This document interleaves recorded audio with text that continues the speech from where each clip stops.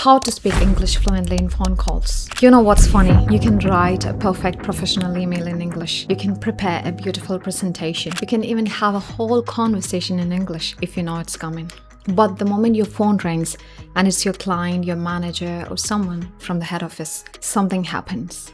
Your brain goes blank, your voice gets smaller, you start saying yes to things that you don't fully understand. And the moment you hang up, you think, why didn't I just say what I wanted to say? If that's you, this video is made specifically for you. And I promise, by the end of this next 15 minutes, you will never enter a professional phone call the same way again. Stay with me. My name is Farzana Parvin. I run TIEM and I work with professionals, executives, entrepreneurs, and even aviation teams across India and GCC. Now, I want to be honest with you right from the start. This video is not about grammar. I'm not going to teach you vocabulary. I'm not going to ask you read an English newspaper every morning because frankly that advice hasn't helped anyone become confident in the last 30 years and it won't start now. What I teach is clarity under pressure, the ability to speak calmly, clearly and with control even when your heart is racing and the other person is waiting. And phone calls are the ultimate pressure test. No body language, no typing time, no let me email you. Just your voice, just your words right now. So today, I'm giving you 7 specific things, 7 real actionable shifts that will change how you handle English phone calls in your professional life. If you're new here, subscribe and hit the bell. I put out content that actually helps working professionals speak better in the real world, not in a classroom. Let's go.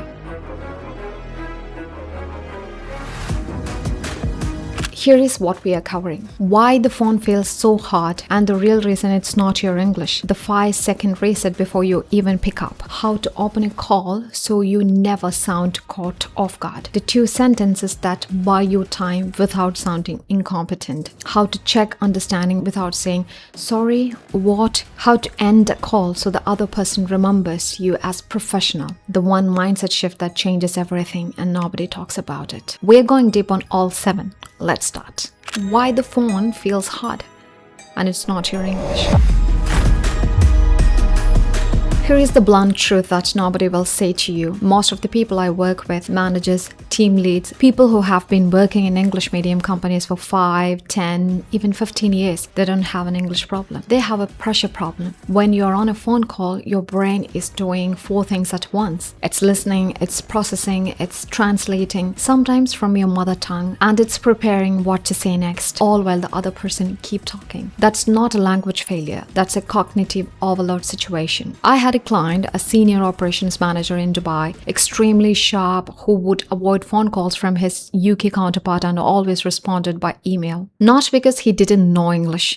He knew English very well, but the phone felt like a trap. He was convinced he'd say something wrong, lost his credibility, and whole business relationship would collapse in one call. We spent 3 sessions together, not on vocabulary, on systems, on having a structure inside his head so that no matter what the other person said, he knew what to do next. That's what I'm giving you today. The phone is hard. Not because your English is weak, it's hard because nobody ever taught you how to behave on a call. The mechanics, the rhythm, the techniques. Once you have those, the English takes care of itself. Quick question before we move on. Tell me in the comments, what's the one phone call situation you dread the most? A client, a call with your boss, someone overseas? I read every comment. Let me know. The 5-second reset before you pick up. This one sounds almost too simple, but it works, and most people skip it entirely. When your phone rings, before you answer, take 5 seconds. No 5 minutes, 5 seconds. In those 5 seconds, do this. One slow exhale through your mouth. Pull your shoulders back and say to yourself, I'm in control of the situation. I know you are thinking, Farzana, this sounds like something from a motivational poster. Stay with me. Here's the science of it, which is exactly what an unexpected phone ring does to your nervous system. Your body goes into a mild threat response. Your breathing gets shallow, your voice goes higher, and you start speaking faster without realizing it. Recruiters and clients pick up on that immediately. By the way, they might not be able to name what they are sensing, but they sense nervousness. Those 5 seconds are you telling your nervous system them we are not under attack. We are having a business conversation. If you know a call is coming, a scheduled call, a follow-up, do a 30-second prep instead. Write 3 bullet points, what you want to confirm, 1 potential question they might ask, and 1 thing you want to say before hanging up. That's it. Not a script, 3 bullets. I promise you that tiny habit separates polished communicators from reactive ones. How to open a call so you never sound caught off guard.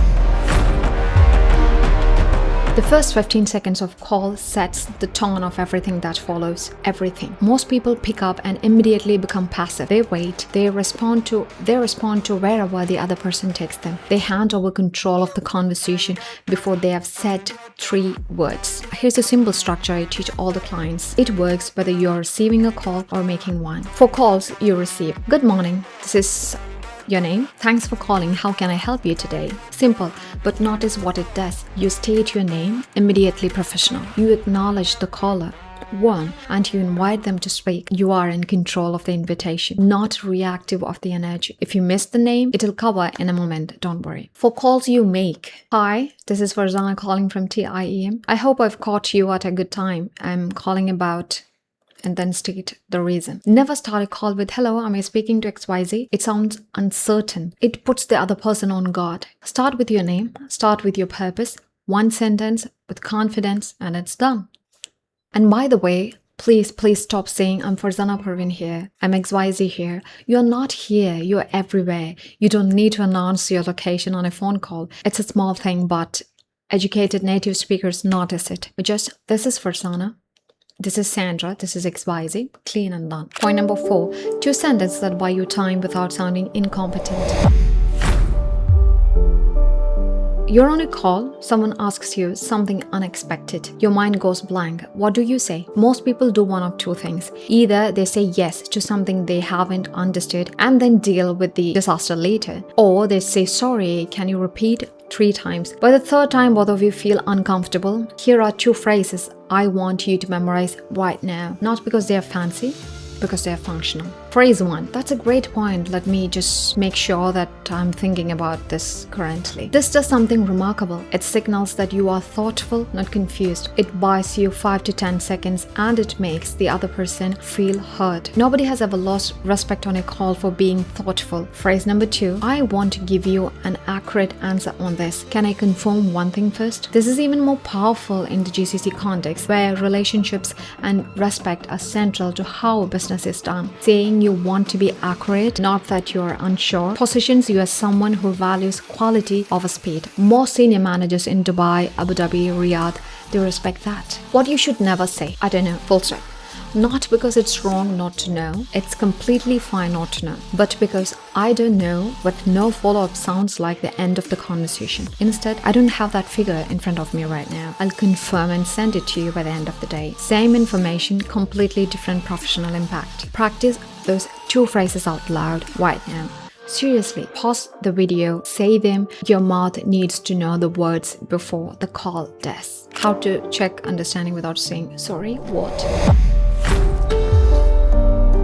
Let me tell you something I have observed working with GCC-based professionals specifically. There's a cultural tendency that I say this with deep respect and understanding. So to say yes on a call, even when you haven't fully understood, because saying I don't understand feels like it might make you look less capable. It might affect the relationship. It might be taken in the wrong way. I understand exactly where it comes from. And I'm telling you, it is costing you. Because a yes that leads to a misunderstanding will damage the relationship far more than a polite clarification ever would. Here's a toolkit of phrases that check understanding professionally without any of the awkwardness of, sorry, what? Just to make sure I've got this right, you're saying that, then repeat back what you understood. So if I'm understanding correctly, the next step is XYZ. Does that match what you were thinking? I want to make sure we are aligned. Could you clarify what you meant by that? Notice the pattern. You're not saying you didn't understand. You're verifying. You're aligning. That's leadership language. That's what senior communication do in any language, in any country. The difference between someone who sounds junior on a call and someone who sounds senior is often just this. The senior person checks understanding confidently. The junior person avoids it and hopes for the best. Don't hope. verify. How to end a call so they remember you as professional. This is the most underrated part of any phone call, and almost nobody thinks about it consciously. How you end a call is the last impression. In psychology, this is called the recency effect. People remember beginnings and endings far more than middles. You could have a slightly rocky middle, stumble on a word, ask for something to be repeated, and still walk away from that call remembered as sharp and professional. If your closing is strong, here's the structure I teach. Step 1. Summarize the action point. Just to confirm what we have agreed, you'll send me the updated proposal by Thursday and I'll review it and come back to you by Friday afternoon. This is good. Most people skip this, but this one sentence shows you were listening, you understood, and you're on top of the things. The other person hangs up feeling confident about you. Step 2. Appreciate specifically. Don't just say thank you so much for your time. That's the verbal equivalent of limp handshake. Say something specific. Thank you. This was really useful, especially when you mentioned about the timeline. Specific appreciation sounds genuine. Generic appreciation sounds like you're trying to end the call. Step 3. Close cleanly. I'll be in touch by Thursday or Friday. Have a good one. Short, clear, professional, and done. No trailing off, no 3 rounds of okay, bye, okay, yes, yes, yes, bye, bye, okay. And yes, I see you smiling right now because we all know that call. Don't be that call. Point number 7, the mindset shift nobody talks about. I've saved this one for the last because I think it's the most important and it has nothing to do with the phrases or techniques. Here is it. Stop trying to sound like someone else. When my clients come to me, especially professionals who have worked in Dubai, Abu Dhabi, or other international environments, many of them have decided somewhere along the way that good English means sounding British or American, or like the most senior person in the room, whoever that is. And so they perform, they put on a voice, they use words they've never used naturally, and the result is that they sound uncertain. Not because their English is weak, but because they are performing a character instead of communicating a thought. The most effective communicators I have ever worked with, and I worked with pilots, CEOs, corporate trainers, entrepreneurs, they don't sound like BBC anchors. They sound like themselves, but clear. Clear in their thinking, clear in their words, clear in their words, clear in their intention. Your accent is not the problem. A strong accent with clear intention, structured sentences and confident delivery is far more powerful than a neutral accent wrapped in hesitation and vague language. That's what TIEM is built on. It's not about changing who you are. It's about removing the interference, the fear, the overthinking, the pressure, so that what's already inside you come out clearly. You're not broken. You are undertrained in a skill nobody formally taught you. That ends today. All right, let's put this together. I'm going to give you a scenario where I want you to think about how you would handle it, using everything we have covered. You receive an unexpected call from a client in Dubai. They want to discuss a delay in a project. You weren't expecting this call. You don't have the details in front of you. Pause for 5 seconds. Take one breath. Shoulder back. Pick the call up. Good afternoon. This is your name. Thanks for calling. They explain the situation. You use your time-buying phrase. I want to give you an accurate answer on that. Can I just confirm one thing first? You clarify the key issue. You check understanding. So, if I'm understanding correctly, your concern is around the delivery timeline for week 3. Is that right? They confirm. You give a clear, honest answer. You don't say, I don't know. You say, I'll confirm the exact date with my team and come back to you by tomorrow morning. You close. Thank you so much for raising this directly. I appreciate that. I'll be in touch by tomorrow. Have a great evening. That's a polished professional phone call. That is what clearly under pressure looks like. And you just did it in your head. Now, go do it in real life.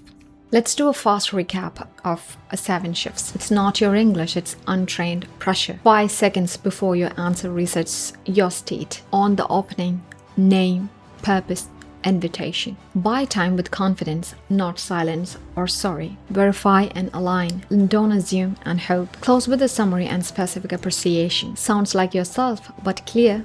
That's the whole goal. Those 7 things practiced consistently over the next 30 days will change how we show up on every professional call, whether it's a client in Dubai, a manager in London, or a partner in Mumbai. Now, here's what I want you to do next. If this was useful, and I believe it was, share it with one person in your life who dreads phone calls. You know exactly who that person is. send them this video. Second, go check out, I have got a video on how to stop freezing in English meetings that pairs perfectly with today. If the phone call is your challenge, the meeting room probably is too.